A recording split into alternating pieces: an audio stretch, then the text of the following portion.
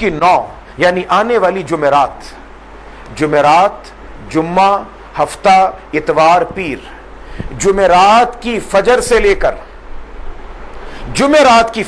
کر پیر کی عصر تک، یاد رکھیں میرے دوستو، جمعرات کی فجر سے لے کر پیر کی عصر تک ہر فرض نماز کے بعد، چاہے وہ نماز آپ گھر میں پڑھیں، جماعت رہ جائے، گھر میں عورت پڑھے، مرد پڑھے، جس نے نماز پڑھنی ہے، ہر فرض نماز کا سلام پھیرنے کے بعد جمعرات کی فجر سے لے کر پیر کی عصر تک ایک مرتبہ اونچی آواز کے ساتھ پڑھنا ہے۔ کیا پڑھنا ہے؟ سب پڑھ لیجئے گا، اللہ اکبر، لا الہ الا اللہ، واللہ اکبر وللہ الحمد۔ ایک مرتبہ اس کا اونچی آواز سے پڑھنا واجب، مرد کے لیے بھی، عورت کے لیے بھی۔ یہ تکبیر تشریق ہے، یہ عشق اور محبت کا ترانہ ہے، یہ عشق اور محبت کی ایک داستان ہے جس کو اللہ نے ان 3 جملوں میں سمیٹ کر سمو کے بیان کر دیا ہے۔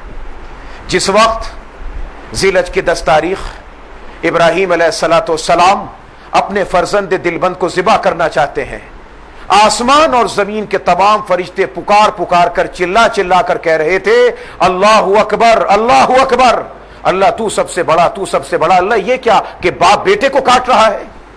فرشتوں کی پکار سن کر ابراہیم علیہ السلام کا جذبہ توحید اور جوش میں آیا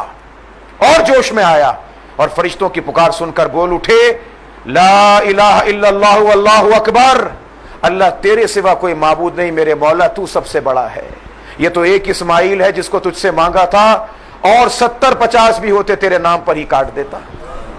فرشتے کہہ رہے تھے اللہ اکبر، اللہ اکبر، ابراہیم کہہ رہے تھے لا الہ الا اللہ واللہ اکبر، اور یہ ننھے میاں اپنے نازنین ہونٹوں کے ساتھ پیشانی جھکا کر زمین پر لیٹے تھے، سوچ رہے تھے چھوٹا ہوں، پتہ نہیں اللہ میاں قبول بھی کریں گے کہ نہیں۔ اب جو سنا فرشتوں کی آواز، اب جو سنی اپنے ابا کی پکار، وہیں لیٹے لیٹے چپکے سے کہا اللہ اکبر وللہ الحمد، اللہ جی تیرا شکر ہے، مجھ ننھے کی قربانی تو نے قبول فرما لی۔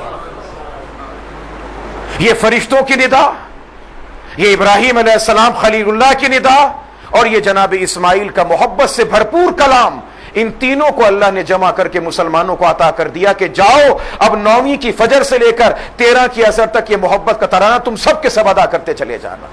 اونچی آواز سے ادا کرنا واجب ہے، مرد کے لیے بھی ضروری اور عورت کے لیے بھی ضروری ہے۔ عورتیں بھی گھر کے اندر اس کو ادا کریں گی، مرد بھی ادا کریں گے۔